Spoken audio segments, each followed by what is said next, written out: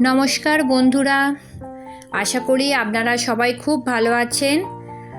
আজকে ছোটদের আবদারে বানালাম পেঁয়াজ পরোটা।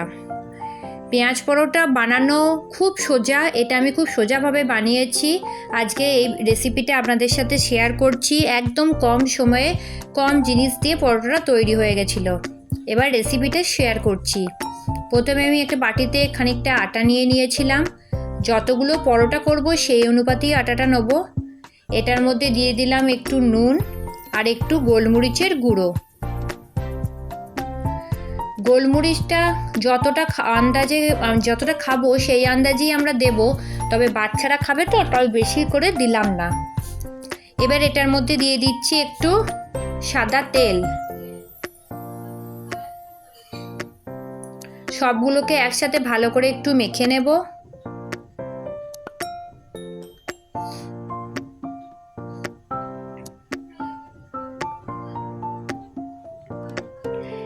এবার এটার মধ্যে পরিমাণ মতো জল দিয়ে যেমন করে আমরা পরোটার আটা মাখি সেরকম করে মেখে নেব।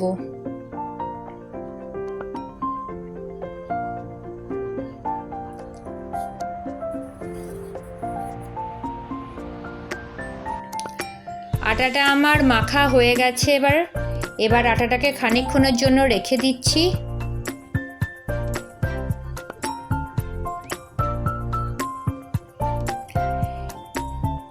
মিনিট 10 হয়ে গেছে। এবার আমি পরোটাটা করব। তার জন্য একটু পেঁয়াজ আর লঙ্কা কুচি নিয়ে নিয়েছি, আর নিয়েছি আচার। আচারের আমগুলো বাদ দিয়ে দিয়েছি, এটা আমের আচার, শুধু আচারের মশলাটা নিয়েছি।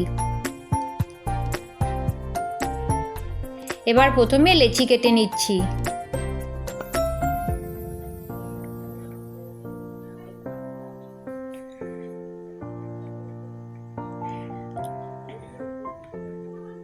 লেচিটা ভালো করে গোল হলো না, দাঁড়ান একটু ভালো করে গোল করে নিই।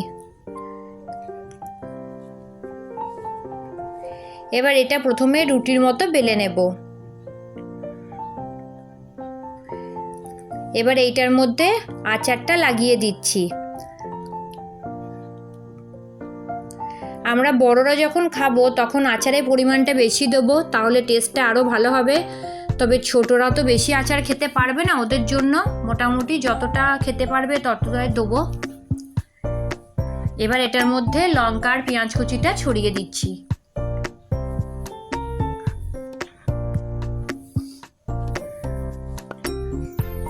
বাস, এটাতে আর কিচ্ছু দেওয়ার দরকার নেই গো।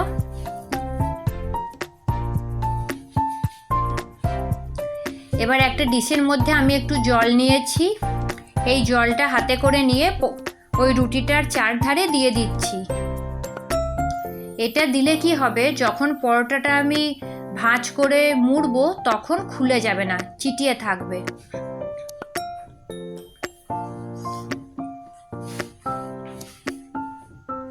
এবার এটাকে মুড়িয়ে নেব। চারধারটা মুড়িয়ে দিচ্ছি।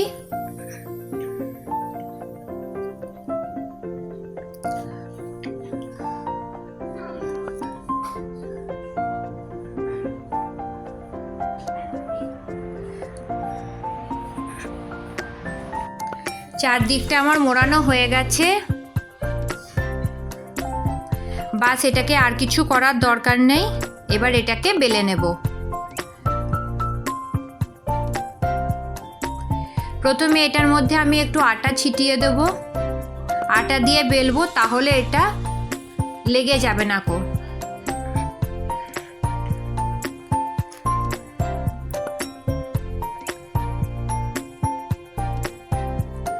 আমাদের বাড়িতে তো প্রায় বড়দেরও পরোটা খেতে ভালো লাগে। এইরকম পেঁয়াজ দিয়ে অবশ্যই একদিন করে দেখবেন। খুব তাড়াতাড়ি সহজে এই পরোটাটা তৈরি হয়ে যায়, আর এটা খেতে কিন্তু বেশ ভালো লাগে। যদি আপনাদের মনে হয় এর মধ্যে অন্য কোনো মশলাও দিতে পারেন, তবে আমি বেশি কিছু দিইনি।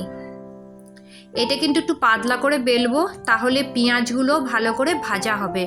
পেঁয়াজগুলো যতক্ষণ না দেখা যাচ্ছে ততক্ষণ অবধি এটাকে পাতলা করে বেলবো। আর তাতে যদি পরোটাটা একটু ফেটেও যায় কোনো অসুবিধা নাই, খেতে কিন্তু ভালোই হবে। এবার দু পিঠ ভালো করে সেকে পরোটাটাকে সাদা তেল দিয়ে ভেজে নেব।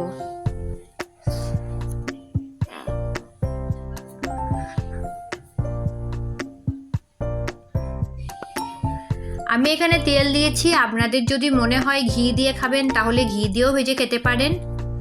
দুটো পিঠই আমার ভালো করে ভাজা হয়ে গেছে। আমার পেঁয়াজ পরোটা বা অনিয়ন পরোটা যাই বলেন তৈরি হয়ে গেছে।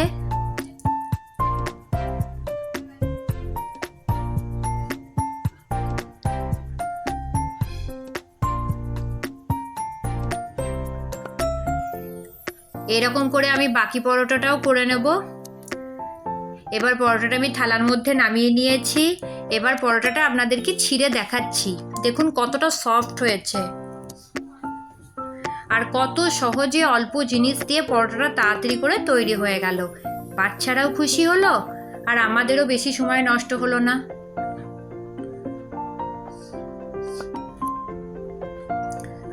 এবার আমি ওদেরকে পরোটাটা খেতে দিয়ে দিলাম। একটু গরম ছিল বলে খেতে অসুবিধা হচ্ছিল, তবে খেতে ওদের খুব ভালো লেগেছে। আমার এই ভিডিওটা ভালো লাগলে ভিডিওটাকে প্লিজ লাইক কমেন্ট শেয়ার করবেন আর আমার চ্যানেলটাকে সাবস্ক্রাইব করে প্লিজ আমার চ্যানেলের পাশে থাকবেন। সবাই ভালো থাকবেন, সুস্থ থাকবেন।